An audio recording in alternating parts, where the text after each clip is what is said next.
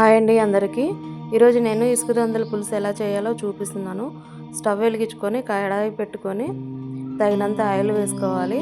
Oil heat అయిన తర్వాత 4-5 పచ్చిమిర్చి ముక్కలు, 2 ఉల్లిపాయ ముక్కలు వేసుకొని బాగా వేయించుకోవాలి. వేగిన తర్వాత 2 టమాటా ముక్కలు వేసుకోవాలి. వేసుకున్న బాగా వేగిన తర్వాత తగినంత పసుపు, తగినంత ఉప్పు వేసుకొని బాగా టమాటా ముక్కల్ని మగ్గనివ్వాలి. మగ్గిన తర్వాత నేను కంపల్సరీ ఎండు చేపల పులుసులో వంకాయ వేస్తానండి. నేను 3 వంకాయలు కట్ చేసుకొని వంకాయలు వేసుకున్నాను.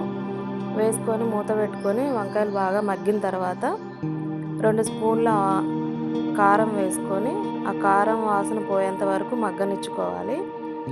నేను ఆ చేపలు శుభ్రం చేసుకొని పక్కన పెట్టుకున్నాను.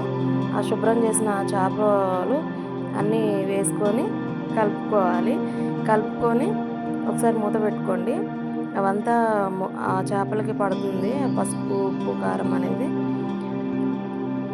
నిమ్మకాయ సైజ్ అంతా చింతపండు నానబెట్టుకొని వాటిలో గుజ్జు తీసుకొని వాటర్ పోసుకొని తగినంత వాటర్ ముక్కలు మునిగేలాగా వేసుకోవాలి.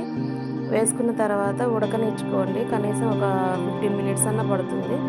బాగా దగ్గరికి అయిన తర్వాత దింపుకోవడమేనండి. చాలా బాగుంటుంది. మీరు కూడా ట్రై చేయండి. ఇసుకదొందల పులుసు ఇది మెయిన్ రాగి సంగటిలో కూడా చాలా బాగుంటుంది. ఎండాకాలం ఒకసారి మీరు ట్రై చేసి చూడండి.